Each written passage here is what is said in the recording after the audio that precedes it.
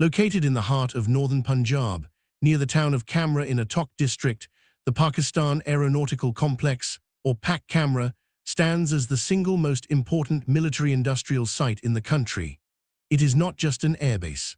Kamra is the brain, the backbone, and the heartbeat of Pakistan's domestic aerospace engineering and air power sustainment.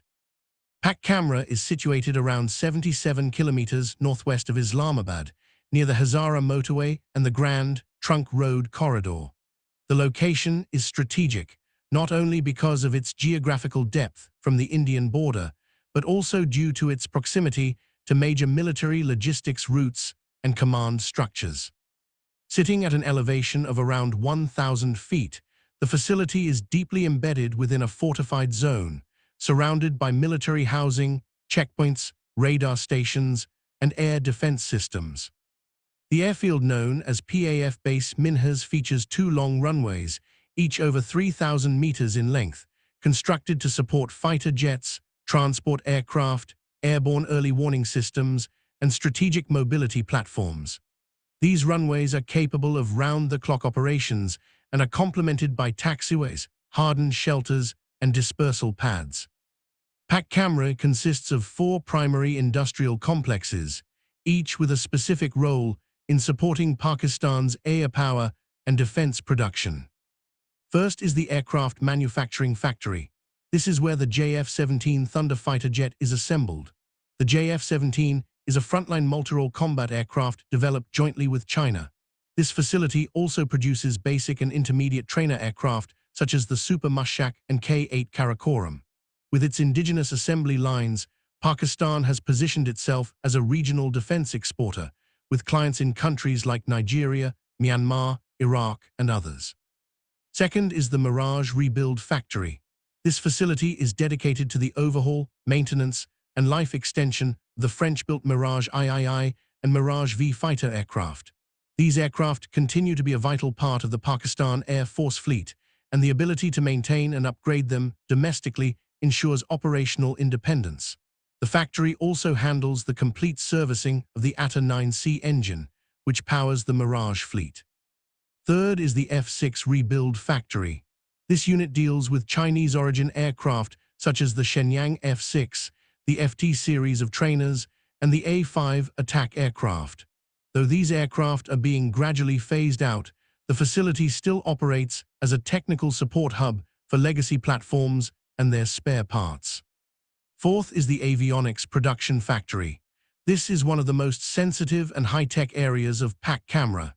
It is responsible for developing and maintaining airborne radars, communication systems, navigation units, electronic warfare components, printed circuit boards, and testing equipment. This factory also handles upgrades of fighter jet cockpits and interfaces, and contributes significantly to the development of indigenous drone systems like the Falco UAV, which is produced under license from Italy. PAC Kamra is also involved in civil sector electronics. It has developed civilian technology such as the PACpad tablet and the PAC e-book reader, showing a growing dual-use capability in defense and consumer electronics. The site employs thousands of engineers, technicians, and military officers. It operates under strict ISO and AS9100 aerospace standards, indicating a high level of technical sophistication. The infrastructure includes CNC machining lines, non-destructive testing facilities, composite materials labs, and radar calibration stations. Operational squadrons stationed at Kamra include the JF-17 Thunder squadrons and airborne early warning and control aircraft, such as the Saab 2000 IRI system. These assets form the nerve center of PAF's Northern Air Command. PAC Kamra has also been a target of past militant attacks. In August 2012, a heavily coordinated assault by the Pakistani Taliban resulted in the destruction of a Saab IRI aircraft and the deaths of multiple personnel. That attack exposed serious gaps in security, which have since been reportedly addressed with reinforced perimeter defense, surveillance systems, and layered access control zones.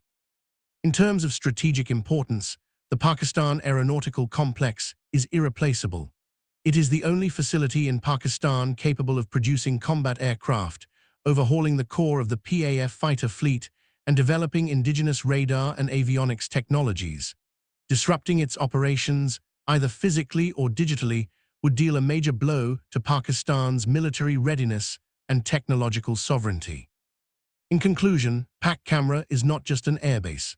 It is the central hub of Pakistan's air defense ecosystem. Any regional conflict involving high-intensity warfare would likely see this site as a primary target due to its immense strategic and economic value. Its destruction or temporary neutralization could set back Pakistan's air power projection by several years. This is how PAC Kamra would have gone down if Operation Sindoor didn't stop. We are talking about a high-value, high-risk military-industrial complex, the one place in Pakistan that keeps their fighter jets flying and their radar systems online. Kamra's not a soft target, but it's static, predictable, and once you know what's where, it's just coordinates on a screen. India doesn't need to cross the border, doesn't need to send a single jet over enemy territory.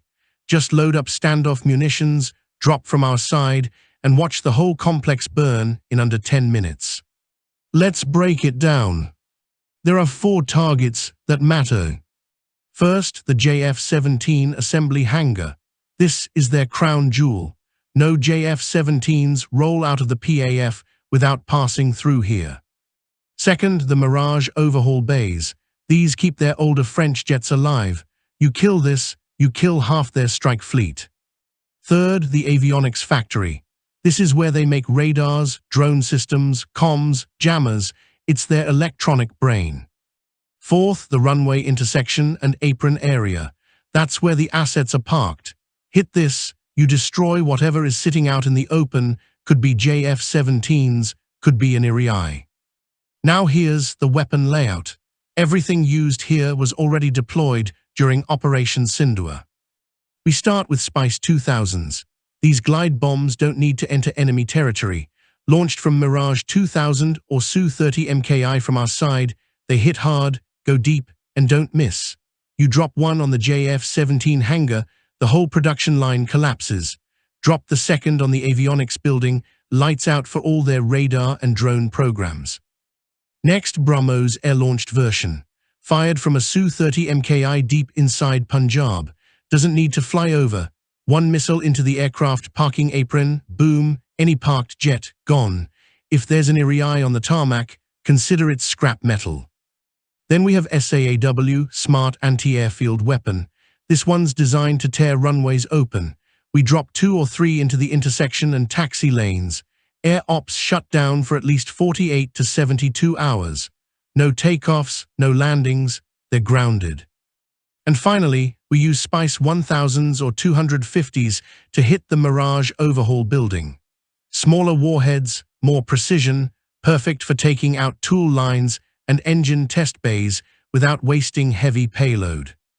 Everything launches simultaneously. At T-0, 4 Su-30 MKI or Mirages drop all munitions from inside Indian airspace. No jets cross over, no warning lights go off on Pakistani radar, and in the next 4 to 7 minutes, everything lands. JF-17 line, gone. Avionics facility, flattened. Mirage rebuild line, cooked. Runway, cratered. Apron, on fire. Secondary explosions from fuel, ammo, and whatever ordnance is stored nearby just make it worse. Now, damage numbers. You're looking at a minimum of $400 million gone just from the JF-17 factory. Another $120 million from the avionics side. Mirage rebuild, easily $150 million. Throw in a few parked jets, maybe even an Iri, that's $100 to $150 million. Runway damage, hangar doors, comm systems, another $30 million. All in, close to $900 million worth of military assets lost in under 10 minutes, and that's just physical damage. The strategic damage is far worse. No more JF-17 production. Avionics programs dead. Export contracts frozen. PAF grounded in half the country. and they now have to rely 100% on China to stay afloat. And all of it done without sending a single jet across the border. No dogfight, no chase, no casualties. Just clean, cold, calculated strikes, the way Operation Sindoor was designed to work. That's how you kill PAC Kamra from a distance.